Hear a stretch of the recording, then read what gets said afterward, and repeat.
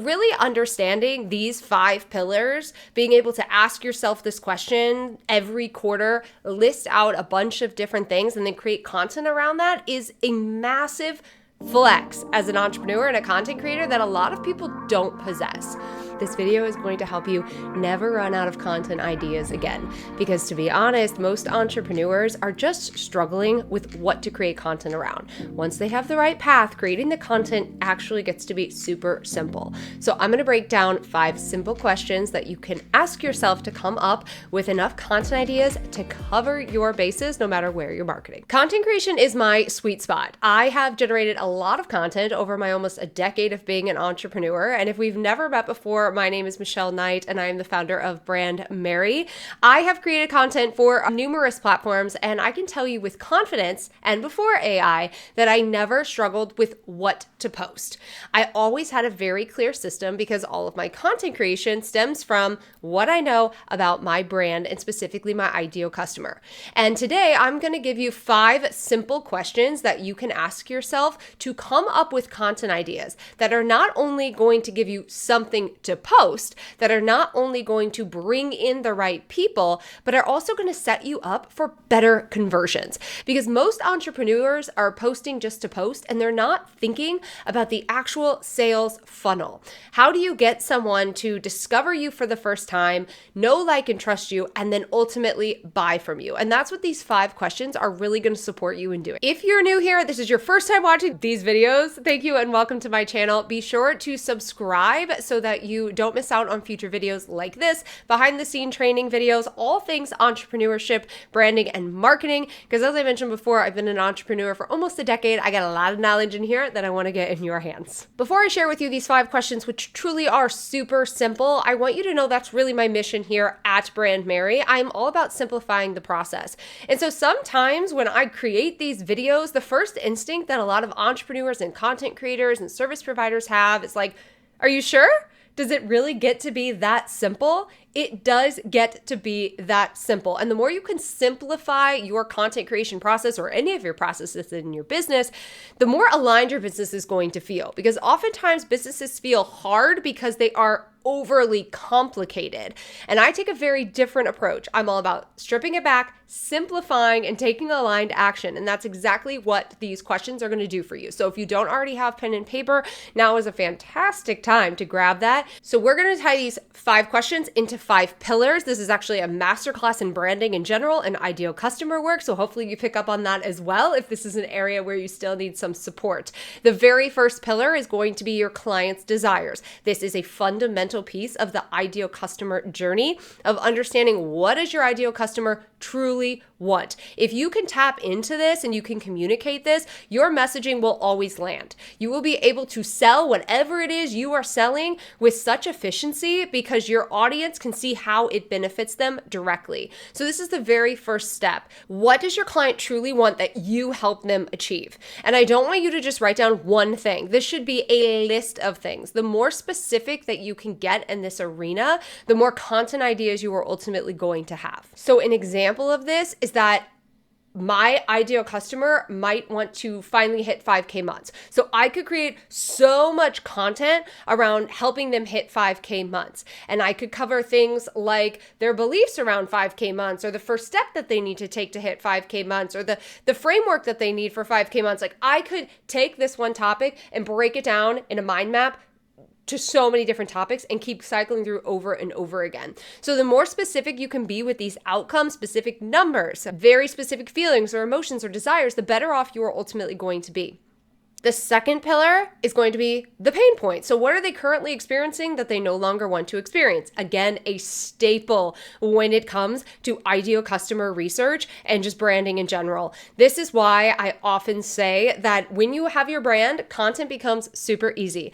If you don't know these things, that tells me that you need to go back to the brand foundations. That is fundamental and probably the reason why you're struggling to come up with content in the first place. These questions are going to help, but if you can't answer these questions for your ideal customer, then that tells me that you need to go deeper into who your ideal customer actually is.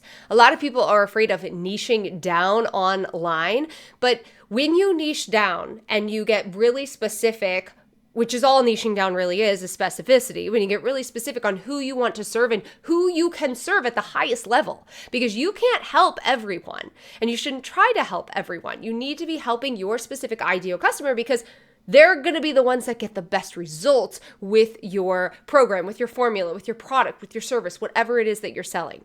So again, I keep harping on these first two, but they really are crucial. So what is your ideal customer currently experiencing that they no longer want to experience? These are the problems. These are the struggles that keep them stuck where they are and why they haven't reached their desires. So an example of this, if you were in the fitness space, could be why your workouts aren't producing results and what to do instead. All right, now that we've covered the two fundamentals of ideal customer work, and of course there is more that you can do when it comes to your ideal customer work in branding, but those are the two key pieces. Just those two pieces alone are going to give you countless content ideas. Now let's move into three more that are really going to set you up as the expert and the authority in your niche. So the third one is going to be myths, mistakes, and misconceptions. This is where you start to dive into what they're getting wrong.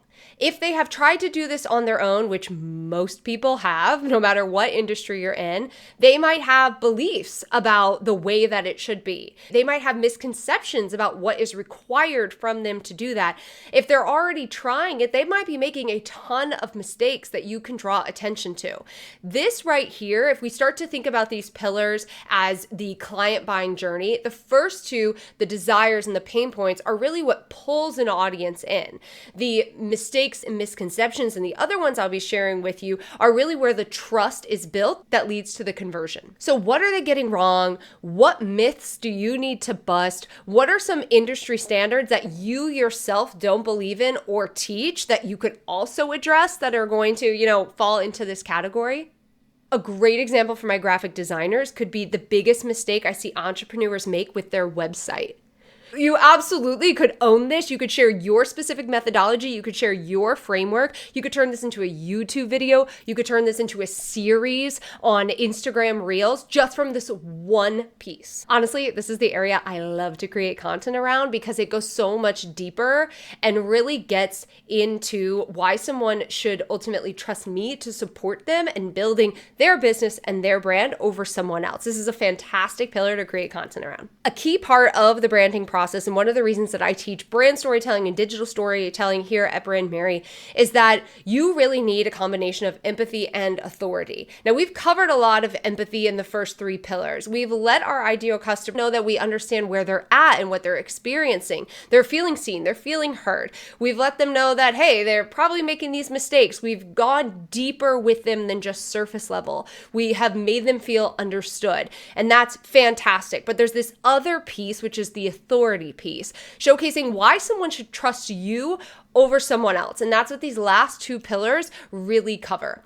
So when you're covering pillar 4, and the question that I want you to dive into is around authority. What framework, what process, what thing do you do, or multiple things do you do or you own can ultimately help them, and why? So this is where you can start to really tie in to your signature framework or a simple thing that you do in your business that's going to make their life easier. So for my business specifically, something I constantly teach is a simple batch content schedule for new entrepreneurs. This is a main problem that they're experiencing.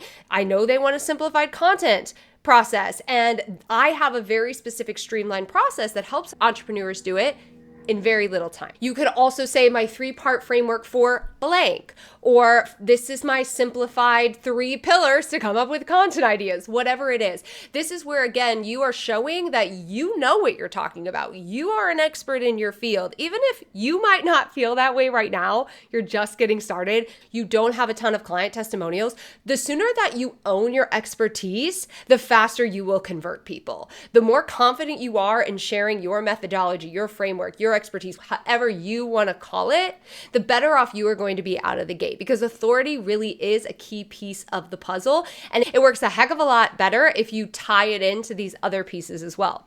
Now, before I share the last question and pillar with you, I want you to know that each of these pillars I've shared can stand on their own, and that's going to give you a ton of content ideas, but you're also going to experience some crossover as well, and that's absolutely fine. As I mentioned, I might start with a pain piece that talks about the pain that that my entrepreneur clients feel around content creation, and then I might pull in my authority piece and share a simple content strategy that helps them. So there can be a little bit of ebb and flow. A lot of it depends on how long the piece of content is and where you're ultimately showing up. You don't have as much time in a 90-second reel as you do a full YouTube video. And the final pillar is behind the scenes. And this really does tie into that authority piece, and it builds so much trust with your audience. I love behind the scenes work because it is a fantastic way to share your story and invite your audience into your world. And we're all nosy and we all want to know what's going on behind the scenes. And so a simple question that you can ask yourself to come up with content ideas around this pillar: what inside look can I share about my business, my life, or even my clients? And so you could really pull this into 3 different categories within the pillar and give so much juicy information. And I'm going to use my own business as an example here. Behind the scenes of my business, my clients are specifically entrepreneurs, and so they want to see how I batch my content. They want to see what kind of equipment I'm using. They want to see what my day-to-day looks like, my client calls. All of those different things are really beneficial to my audience, and they are things that they are ultimately doing themselves or wanting to do. But then we have the life category as well. So I am a homeschool mom and I run a online multi-year 6-figure business. And so people want to know, like, what do I do? What are my habits like? What are my routines like? How do I juggle homeschool and running a business? And so when I invite my audience in via Instagram stories or vlog style reels, or even just like very vulnerable Substacks or podcasts or whatever kind of content I'm creating at the time, it builds that know, like, and trust with my audience. And it's a fantastic way to create content that typically does better when it comes to engagement online. And then you have your final piece, which is behind the scenes of really your client work. And so this could be how I helped this client go from X to Y. No, from Y to Z. This could be an example of my client did this one thing and they had crazy success. So those are great examples of behind the scenes that also cross over a little bit into authority as well. Now, I know this was a very simplified way to come up with content ideas, but I truly believe that entrepreneurs need to be able to come up with content ideas on their own. Like, it's one thing to download a bunch of templates and fill in the blanks and custom content calendars. And I love to provide my clients with tons of content ideas inside of my program, The Academy. But what happens if those things disappear? And even using ChatGPT, it can be really helpful. But if you don't know who your ideal customer is, then those pieces aren't going to work. So really understanding these 5 pillars, being able to ask yourself this question every quarter, list out a bunch of different things, and then create content around that, is a massive flex as an entrepreneur and a content creator that a lot of people don't possess. And when you start to expand off one platform and you want to go to multi-channel marketing, utilizing repurposing, a lot of different other strategies, you are going to want to have this in your back pocket. So I hope that this very simplified way of coming up with content ideas is helpful to you and takes away a bit of the mystery, because I don't want you going to post content and not knowing what to share. We could stop doing that now. Now, I have a ton of other content-related topics on my channel as well. I'm going to link a few in the comments, but if you want to dive into one that I share on how to come up with content ideas using ChatGPT, that's another fantastic one that ties in the branding foundations to asking very specific questions inside of ChatGPT. And I also share my workflow for coming up and repurposing content in this other video as well. So I hope you can dive into those next. And again, be sure to subscribe, and I'll see you in the next video.